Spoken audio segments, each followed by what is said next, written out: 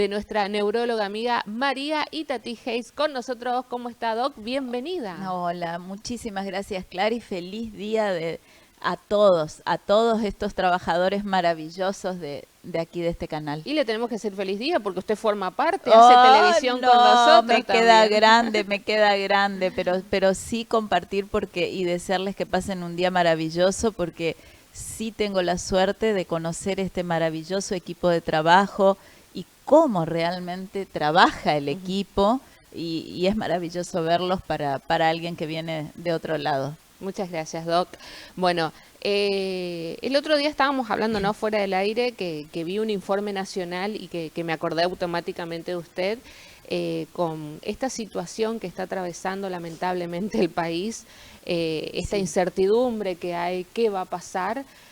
Cómo a la gente, en una de las cosas que le está afectando, la preocupación es en el sueño, Es que la así. gente no está durmiendo bien de tanto estrés y preocupación e incertidumbre que tiene. ¿Esto es así? Es así. Una de las consultas más frecuentes en medicina del sueño ahora es justamente el insomnio.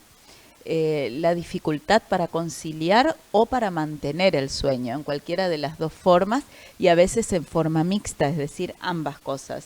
Cuesta iniciar el sueño y cuesta mantenerlo.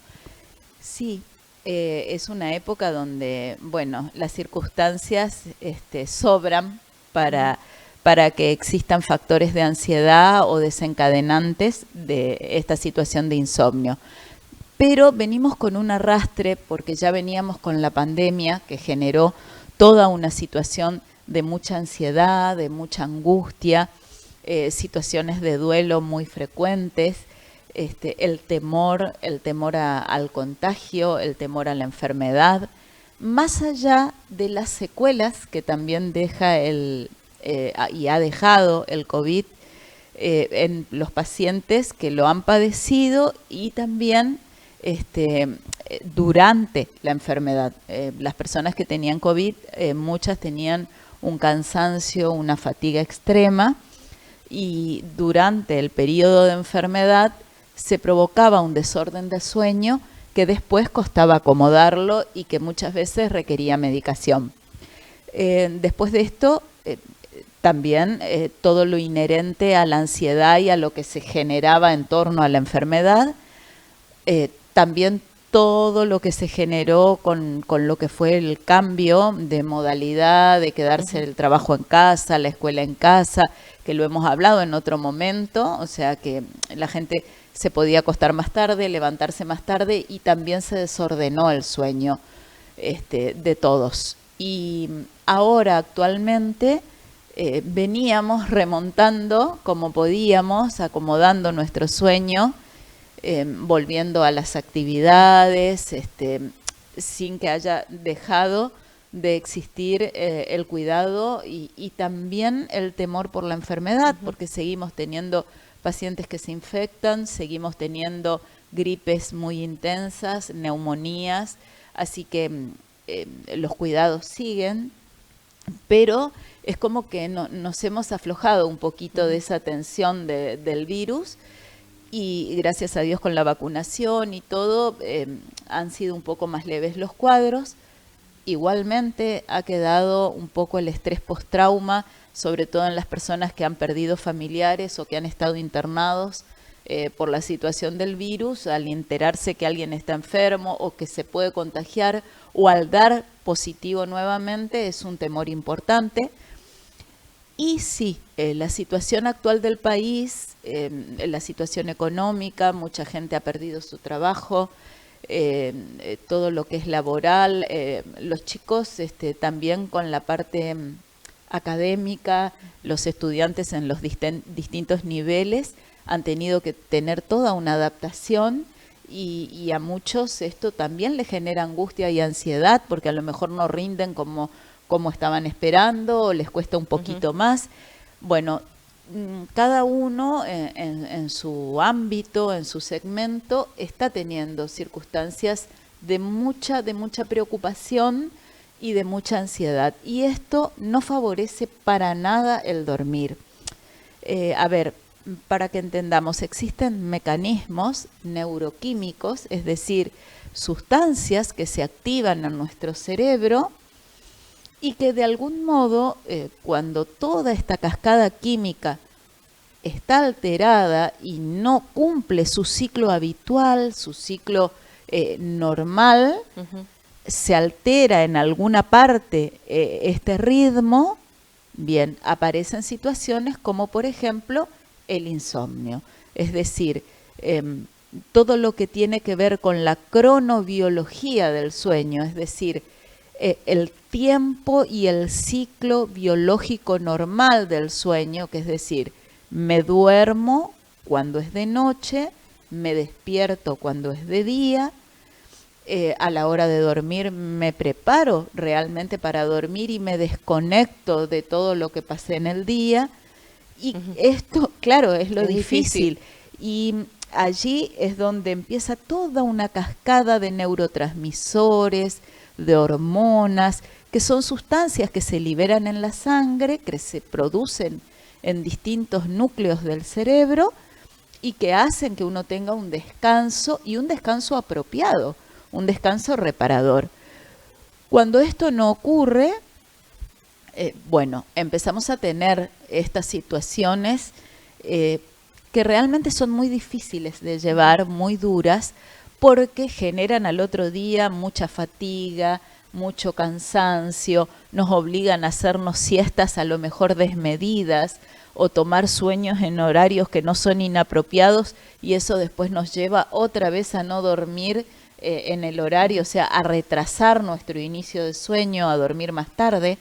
Bueno, entonces todas estas situaciones realmente complican y a veces a dar manotazos de ahogado, es decir, recurrir en la desesperación de no poder dormir, de levantarse con dolor de cabeza, de no rendir en el trabajo. Entonces uno recurrir a tomar cualquier medicamento, a lo mejor preguntándole a cualquiera y no tomando lo apropiado, o a lo mejor ni siquiera es necesario tomar algo. Pero bueno, ocurre esto y al empezar a tomarlo es como que después el organismo se acostumbra y después necesitamos como dosis más altas cada vez y a lo mejor al otro día nos levantamos embotados o como somnolientos por el efecto todavía residual de la medicación que tomamos. Y, por ejemplo, en la gente joven que tiene que rendir, que tiene que tener su mente lúcida, muchas veces provoca trastornos de la memoria a corto plazo y es debido a las cosas que se toman, o sea, que se mal toman, digamos. Entonces, lo que nosotros sugerimos es, si bien las circunstancias pueden ser las más adversas, siempre tratar de darle la prioridad justa a cada cosa. Con la preocupación uno no es que soluciona los problemas. No la solucionamos, es muy difícil porque, a ver, perder un ser querido, estar con una enfermedad o alguien del entorno con una enfermedad, perder el trabajo o no tener estabilidad laboral, las circunstancias que fueran. Sí, realmente uno las puede comprender, nos pasan a todos, pero tenemos que ir aprendiendo cada vez más porque cada vez nos vemos más expuestos. Entonces, bueno, esta exposición constante a circunstancias adversas tienen que enseñarnos a esto que hablábamos veces anteriores, de que, bueno, el dolor, la adversidad no son una elección, ¿no? Pero el sufrimiento sí lo es. Es decir, nosotros no podemos elegir lo que nos pasa, pero sí podemos elegir cómo reaccionar ante esto y el no sufrir, el no dejar que esta circunstancia nos agobie.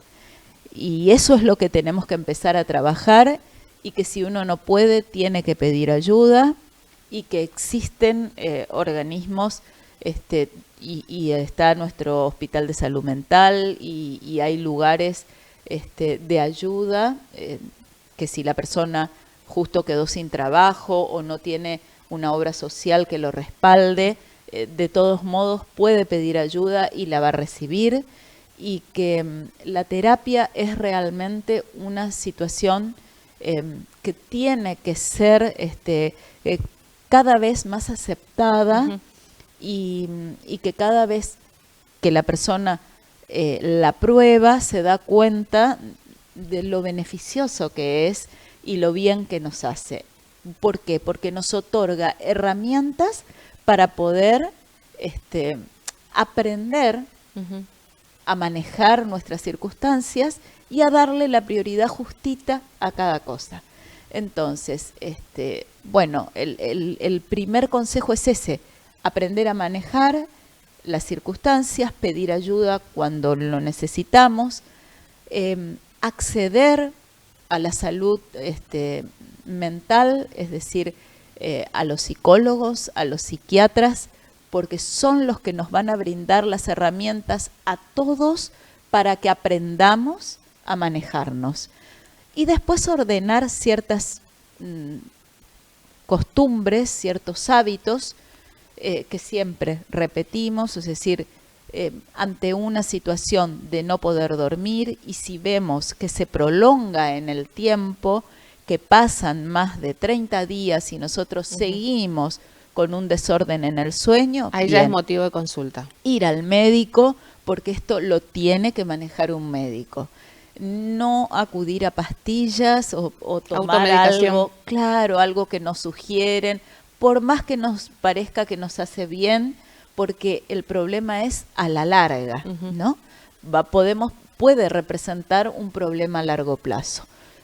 Siempre seguir con las medidas de sueño, caminar, tomar agua, tomar, por ejemplo, el mate, el café en los horarios adecuados, no muy cercanos a la hora de sueño. ¿El ritual para ir a dormir suma en este caso? Por supuesto, todos tenemos un ritual para ir a dormir y cumplirlo. Cumplirlo, cuidar las luces, tratar de no engancharse con nada que nos altere o nos saque de foco, tratar de dejar la mente en blanco a la hora de dormir, no estar rumiando en nuestra cabeza lo que tenemos que hacer al otro día. ¿Cómo hacemos para relajarnos y no pensar justamente en lo que no tenemos? Porque uno siempre está pensando en lo que uno no tiene o en los problemas que tiene, y ahí es donde uno se empieza a acelerar y no concilia el sueño. Claro, justamente esta es la clave de esto que decíamos, y estas son por ahí las herramientas que yo digo aportan la terapia, la psicoterapia. Uh-huh. La meditación, la relajación, son todas herramientas, el yoga, son todas herramientas a las que uno puede recurrir y que nos pueden servir y siempre ser beneficiosas para aprender de algún modo a desconectarnos de lo laboral, de lo escolar. Uh-huh. Incluso se viene practicando ya en los niños. Hay en algunos colegios donde se empieza a enseñar a respirar, uh-huh. A relajarse antes de ingresar a las aulas, antes de realizar un examen. Y esto realmente aporta beneficios muy, muy importantes, muy grandes. Entonces, desde lo que podemos iniciar, y hoy que todo el mundo tiene acceso a las redes, uno puede poner cómo aprender a relajarse, cómo aprender a respirar, técnicas de yoga, de relajación, y realmente todo esto ayuda muchísimo. A veces, y ahí es donde entra la mano del médico, todo esto no alcanza. Uh-huh. O a veces no lo podemos conseguir porque intento relajarme y no puedo, porque intento meditar y no puedo, intento respirar y respiro, pero a los 5 minutos estoy pensando mientras respiro lo que tengo que hacer mañana. Y a veces aparecen cuestiones físicas, como taquicardia, sensación de falta de aire, opresión en el pecho. Entonces, es ahí donde, como te decía, la medicina tiene que entrar a tallar, y entonces con una buena medicación y no de forma permanente, la persona mejora y puede ver con claridad las circunstancias que tiene que atravesar, y puede ordenar su sueño y puede ordenar sus pensamientos, y esa desorganización mental que tenemos cuando estamos ansiosos es como que se comienza a acomodar. Entender que la ansiedad no es una situación voluntaria, ni psicológica simplemente. Estamos hablando de que existen mecanismos cerebrales, neuroquímicos, neurobiológicos que lo producen. Y entonces, por más que yo me canse de decirte, quédate tranquila y descansa, no pienses en nada, anda a dormir que mañana lo vamos a solucionar, pero te gana, no podés hacerlo, por más ganas que le pongas. Entonces allí es momento de pedir ayuda, asistir a una consulta, y que realmente se puede solucionar, y que no tengan miedo de decir, pero yo no quiero depender de una pastilla, no quiero ir al médico porque me va a medicar, no quiero ir al psiquiatra, no quiero ir porque voy a ser dependiente de una pastilla. ¿Cómo es justamente una primer consulta con una especialista en sueño? ¿En qué consiste esa primera entrevista? Bueno, nosotros generalmente es la consulta habitual como con cualquier médico, de una historia clínica donde se conocen los datos del paciente, la edad, los antecedentes familiares, si tiene alguna enfermedad hereditaria que pueda influir sobre el sueño, antecedentes de alergias, antecedentes quirúrgicos, si toma alguna medicación o no, eso es lo que preguntamos. Después hacemos un test que se llama test de Edward, adaptado a nuestra zona, que es un cuestionario en donde les preguntamos a las personas a qué hora se acuesta, a qué hora se levanta, si duerme siesta o no y cuánto tiempo duerme, cuando se despierta cuánto tiempo tarda en activar, en sentirse activo y lúcido, porque hay personas que nos cuesta más que a otras activarnos, hay otras que activan después del mate, antes les cuesta, o del café. Después preguntamos si alguna vez convulsionó o no, si presentó alguna circunstancia como movimientos de piernas o ronquidos durante el sueño, si su pareja le dice que ronca o que hace pausas respiratorias. Les preguntamos si hace mucho, si rechinan los dientes, si alguna vez tuvieron alguna situación de orinarse en la cama, si alguna vez se levantaron con la lengua mordida o con los labios lastimados, si se cayeron de la cama, si sueñan o no sueñan, si recuerdan sus sueños, ¿no? Si tienen pesadillas o no. Son muchas las preguntas, y el interrogatorio es muy, muy importante, porque es la base de toda consulta médica, no solamente de una consulta de sueño. Después de preguntar todo esto, y si tienen reciben algún tratamiento, preguntamos cuál es el motivo de consulta, es decir, por qué vinieron, que los trajo a la consulta, y después sí, entonces orientamos nuestra revisación médica, porque se hace un examen, en mi caso que soy neuróloga, un examen neurológico, y se indica o no exámenes complementarios, laboratorios, imágenes si es necesario, estudios de sueño, la polisomnografía, que es un estudio que se hace de sueño, para llegar a tener una presunción diagnóstica, ¿no? Y bueno, cuando se confirma el diagnóstico, iniciamos el tratamiento. Y realmente en el sueño, si bien hay algunas situaciones como el insomnio, que es una de las situaciones más rebeldes de manejar, porque generalmente cuando el paciente llega al médico de sueño ha recorrido un montón de lugares, Sí. ha intentado solo, lo ha padecido por mucho tiempo. Entonces es un poco rebelde, pero es muy grato, obviamente para el paciente, pero para nosotros como médicos, porque la mayoría de las situaciones de sueño se logran tratar y se manejan muy bien. Muy bien. Incluso situaciones como enfermedades como la narcolepsia, que algún día lo vamos a hablar, lo vamos a tocar, las apneas de sueño, que son situaciones, las convulsiones nocturnas, la epilepsia nocturna, que son situaciones muy difíciles, los terrores nocturnos, son muy difíciles de sobrellevar y realmente tienen solución y se pueden tratar. Entonces, si uno va probando distintas herramientas que tiene para conciliar el sueño, todo eso es lo que nos comentaba, el tema también del ritual a la hora de dormir. Todo. Si vemos que pasan 15, 20 días y esto se sigue prolongando, no hay que tener miedo a la consulta. No esperen a consultar.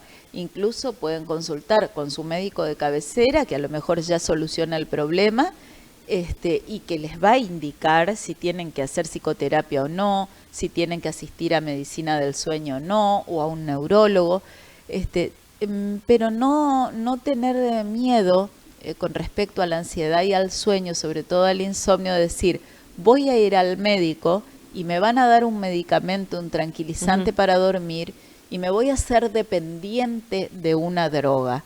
Y esto no es así, porque nada más alejado de la medicina que eso. Es decir, al contrario, para no llegar a esa situación es que debemos recurrir en tiempo y forma al médico. Buenísimo, doctora, siempre tan clara con su mensaje y más allá de que lamentablemente yo digo, con diferencia de la pandemia, es que todos estábamos esperanzados en las vacunas, ¿no? Sí. O sea, pero ahora no hay una vacuna No hay contra vacuna. la crisis económica, lamentablemente. Es difícil, pero hay que tratar de pensar en positivo, de pensar que nada más importante que la salud, y que tener nuestros afectos con nosotros, de poder levantarse cada día, poder estar sano, porque cuando uno pierde un poquito la salud, recién la empieza a valorar. Sí. Cuando nos hacemos más grandes o cuando, mira, el simple hecho de sentirse un poquito enfermo con una simple gripe ya nos hace decir, o un dolor de estómago, nos hace decir, ay, qué bien se sentía cuando no estaba enfermo. Entonces, prioricemos lo más importante, que es nosotros mismos y nuestros afectos. Así que que el circo diario no nos confunda, que el circo diario no nos confunda y por más difícil que sea la situación, siempre se puede salir y siempre se puede resolver. Y bueno, aquellos que están necesitando esa ayuda del profesional, sí, ¿dónde la pueden encontrar? Bueno, estoy en Rioja 1213, segundo piso, Rioja y Bolívar. El teléfono de contacto es 3794 88 42 15 y allí nos encuentran también en todas las redes, así que se pueden comunicar con nosotros, siempre van a ser guiados y bien recibidos, y también si podemos darle una mano en algo a quien lo necesite, estamos para eso. Es tiempo de ayudarnos entre todos, eso tampoco tenemos que olvidarnos, ¿no? Es tiempo de ayudarnos entre todos. Muchas Así gracias. que a no desesperarnos y a ver si mejoramos todo esto. Seguro, juntos lo vamos a hacer. Vamos a pensar en positivo. Por supuesto que sí, los argentinos tenemos que poder. Estamos acostumbrados. Y los correntinos también podemos y vamos a salir adelante. Muchas gracias, doctora. La doctora neuróloga especialista en sueño, María Itatí Hayes, hablando, ¿no?, de esta incertidumbre que está atravesando el país, cómo está afectando el sueño de los argentinos. Nos vamos a una pequeña pausa.